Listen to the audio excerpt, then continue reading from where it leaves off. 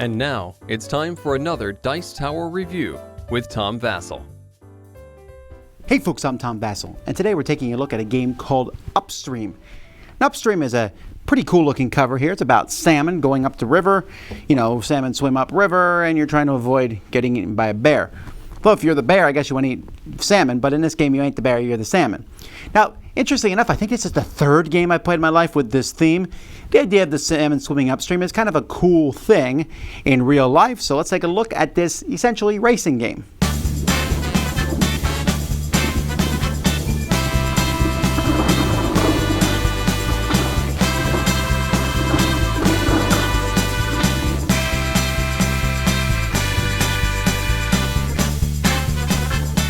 At the beginning of the game, these 4 tiles will be placed in the start area. Each player will start with one tile of their choice. You can see with 5, it's a little crowded here. And you'll start with a color token in front of you to show you which fish group is yours. And then players in turn order are going to be putting out some tiles here down the river. And when you put the tiles out, you can kind of, if it matters, which it only matters for a few of the tiles, you can orient them as you want. You can see this one here has a rock in it. This one has an arrow. Here we have an eagle. There's a bear. And here's a heron. All right, so you're going to start with these tiles like this. Every player is going to get a turn, and you'll be starting with the start player and going around a table. And then the start player passes, and everyone gets another turn. But at the end of every turn, you'll be adding some more tiles. So these are some nice blank tiles. And then at the end of the second turn, after you add some tiles, you will then take away the back row of tiles. And if your fish are on those back row of tiles at that point, then those fish are gone. So what are you trying to do? On your turn, you have 5 movement points, and you're going to be moving down the river. Now, you start with these double salmon, but if they get eaten at any point, then you're going to have to flip them over. So a fish like this fish could go 1, 2. Of course, if you swim into where there's an eagle, you will go down to there, 3, and then maybe I'll move this one here, 4 and 5. Now there are some rules that when there are a number of tokens in an area equal to number of players, you can't go into that area. So no other fish could go into this spot here. You can jump over areas, like you can also go through this wood barrier here, but you can jump over areas rather than swim into them.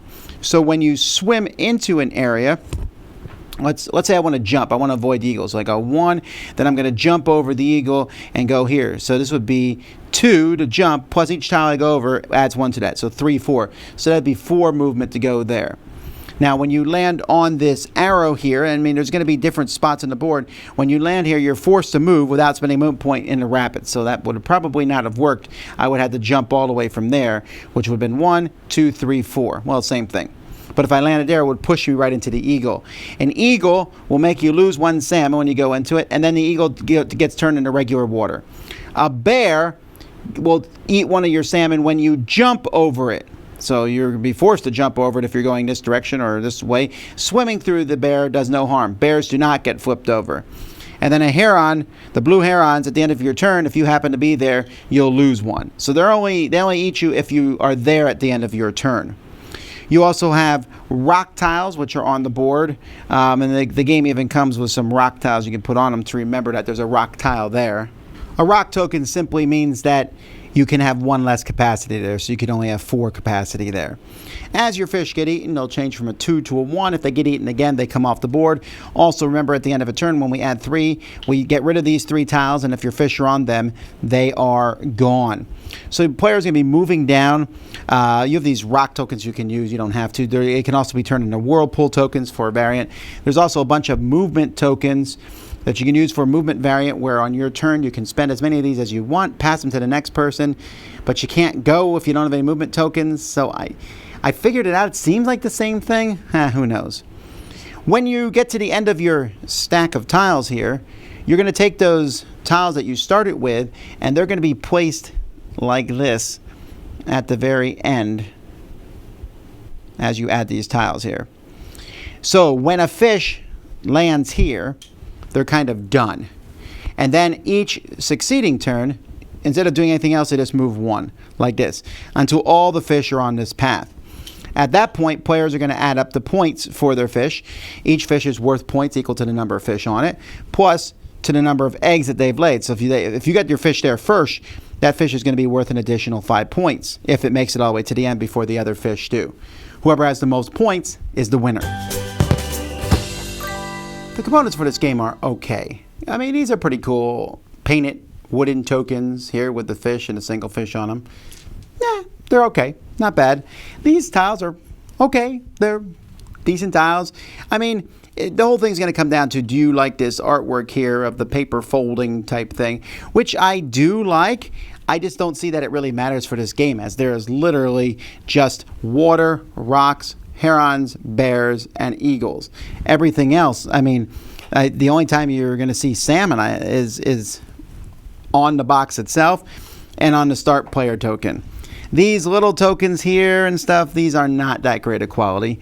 So yeah, I like this box cover. It looks really cool and everything, but the components of the game, yeah, they're okay.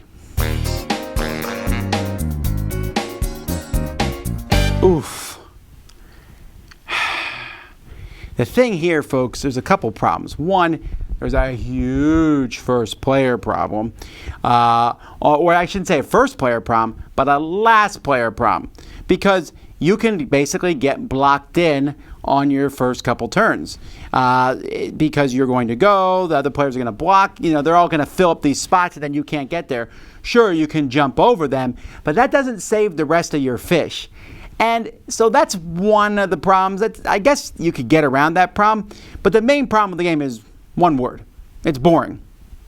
I mean, I want to do something interesting as I go up and down this river. I mean, or you can't go down. You can never swim down river. You can go up.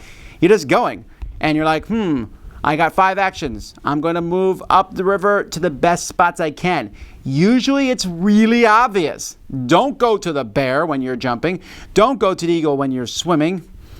Which, well, anyway, it seems like okay. But who cares? It's like I have a few spots I can move my fish, so I will. Oh no, my fish got pulled off the board. There was nothing I could do about it. It never feels like you're like, that was a clever move. There's no luck in this game other than the tiles being drawn, and that luck itself builds the river, and sometimes that goes against you, but there wasn't anything you could do.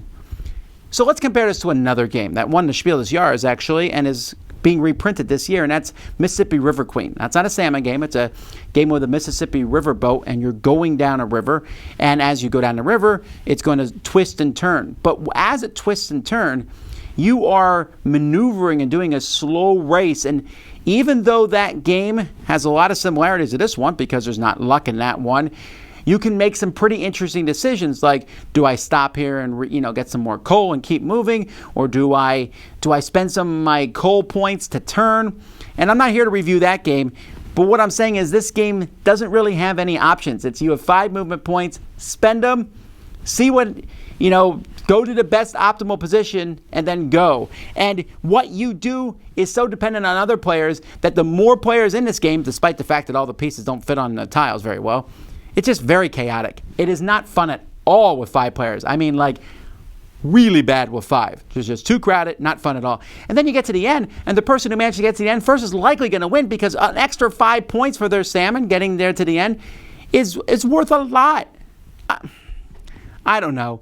It just, when you're done playing this, it's like, it almost felt like a chore to get through. And I don't want games that feel like chores. I want games that are fun. So I like the idea of this one, but a race should be exciting and interesting. A bear coming out, wow, that sounds interesting, right? But instead of just sitting there and you're like, don't jump over the bear. Okay, but I have to jump over the bear or the stream's going to catch up to me. Jump over the bear and lose a fish. Okay. Again, I didn't have a lot of options on those things. Maybe my option is move here or move there, but in the long run, it just feels like all the same. So Upstream, yeah, I didn't really like it. Dice Tower Judgment, boring.